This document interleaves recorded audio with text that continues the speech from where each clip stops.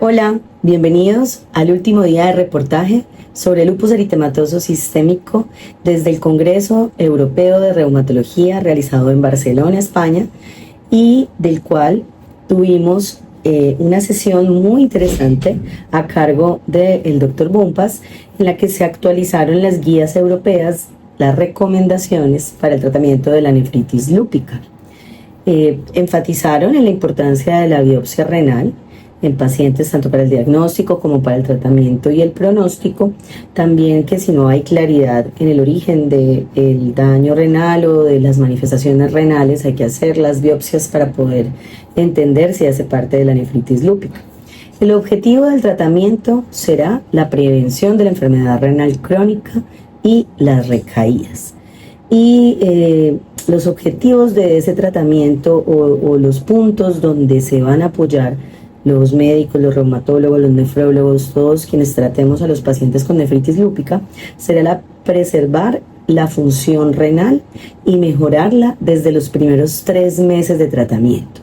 Y se buscan metas de reducción de proteinurias del 25% a los 3 meses, del 50% a los 6 meses, y que tengamos una relación proteinuria en orina sobre creatinina en orina ocasional menor a 700 miligramos gramo a los 12 meses de tratamiento.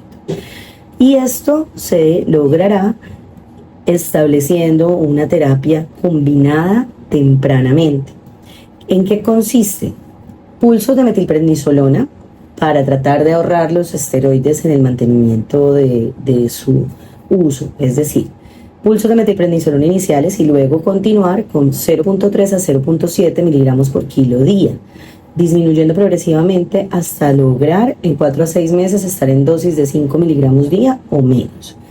¿Qué se busca? Que con los pulsos se ahorre de alguna manera la dosis siguiente de glucocorticoides y no volvamos a utilizar ese miligramo por kilo día que teníamos como entre comillas de costumbre por muchos años de recomendación. Entonces pulsos y luego 0.3 a 0.7 miligramos kilo día, buscando disminución progresiva hasta alcanzar 5 miligramos al día de prednisolona en 4 a 6 meses.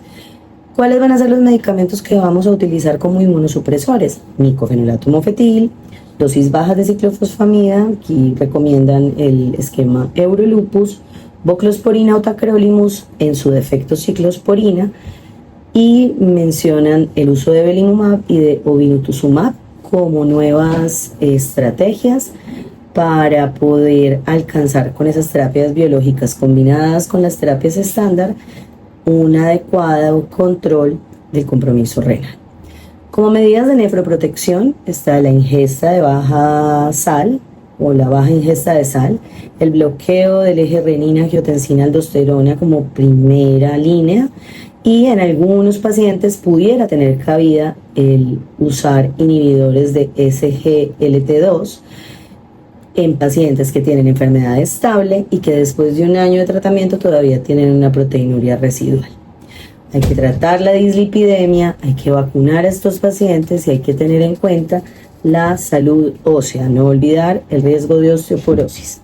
Si el compromiso es severo, es grave, recomiendan el uso de esquemas NIH con altas dosis de ciclofosfamida y los pulsos de glucocorticoides.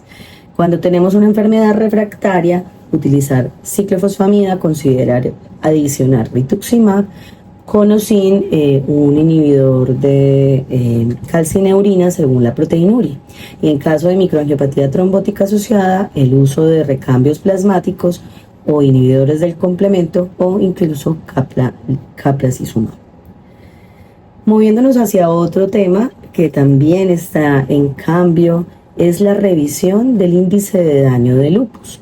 Se está planteando en varias etapas, actualmente van en la etapa de generación de nuevos ítems y fase de reducción de los anteriores, y sabemos que el índice de daño de lupus es un instrumento muy robusto pero que tiene limitaciones, algunos aspectos que se van perdiendo, poco uso en los pacientes pediátricos, definiciones que ya están por fuera como obsoletas. Entonces se está haciendo un ejercicio de Delphi de 146 expertos de 35 países y han resultado 38 ítems o puntos candidatos.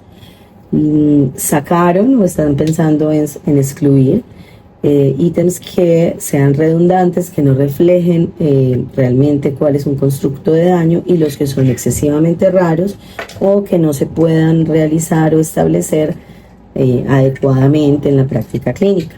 Por ejemplo, plantearon retirar peritonitis crónica, atrofia muscular, osteomielitis, y propusieron incluir falla del crecimiento, insuficiencia suprarrenal y otros aspectos, medir la severidad, por ejemplo, enfermedad cardiovascular isquémica, hacer una graduación de la severidad desde asintomáticos hasta infartos muy graves con necesidad de revascularización.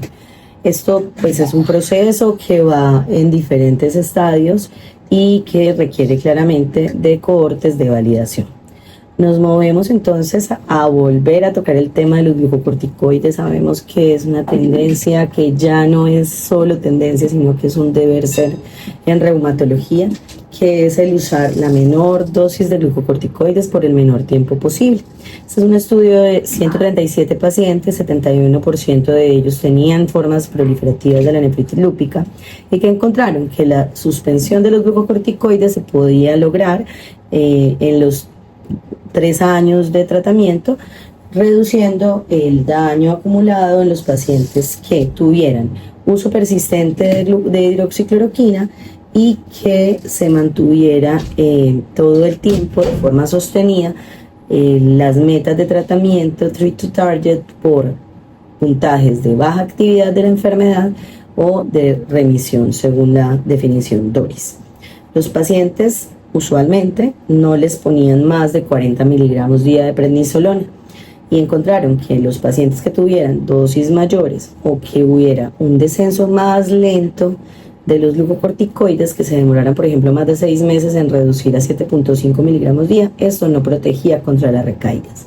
Entonces esto va muy de la mano con lo que hablábamos de esas dosis más reducidas de glucocorticoides en el tratamiento de nuestros pacientes, y que la mejor forma de suspender los glucocorticoides en nefritis lúpica es propender por ese tratamiento guiado por objetivos y buscando siempre esa combinación de inmunosupresores. Por último, pero no menos importante, tuvimos este abstract por el doctor Andrea Fava sobre los predictores clínicos, histológicos y serológicos de la pérdida de la función renal en nefritis lúpica. Fueron 172 pacientes seguidos más o menos a 4.6 años.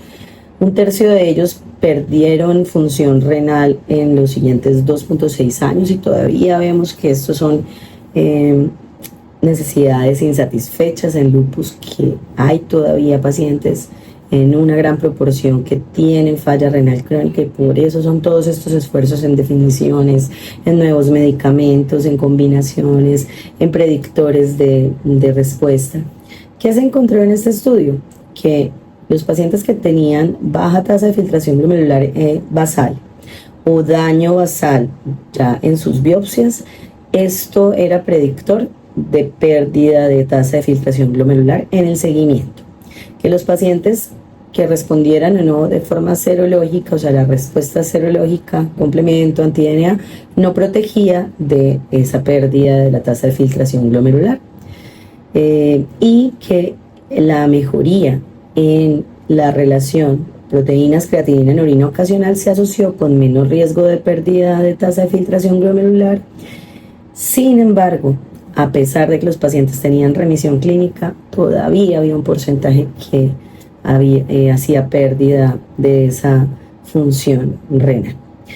Todo esto que hemos hablado a lo largo de estos 4 días sobre el lupus eritematoso sistémico hace que nos motivemos para investigar más, para continuar haciendo nuestros registros en nuestros países. Los pacientes tienen características heterogéneas y muy diferentes de acuerdo a la etnia, de acuerdo al sexo biológico, de acuerdo al tipo de tratamiento que reciben, a cuál ha sido ese seguimiento, y es necesario que también involucremos los deseos, necesidades e expectativas de nuestros pacientes en todos estos procesos de estudio de la enfermedad, de los tratamientos y de los desenlaces a largo plazo para seguir tratando de conseguir esas respuestas adecuadas al tratamiento sostenidas en el largo plazo y disminuyendo el daño de los pacientes tanto por la enfermedad como por los medicamentos. Soy Adriana Vanegas, reumatóloga de Medellín, feliz de haber compartido con ustedes en estos 4 días de congreso y de academia acerca de un tema tan apasionante como es lupus eritematoso sistémico. Nos veremos en próximas emisiones de Reuma Times y no olvides revisar todos los otros aspectos de la reumatología que mis compañeros han preparado para ustedes. Hasta luego, hasta pronto.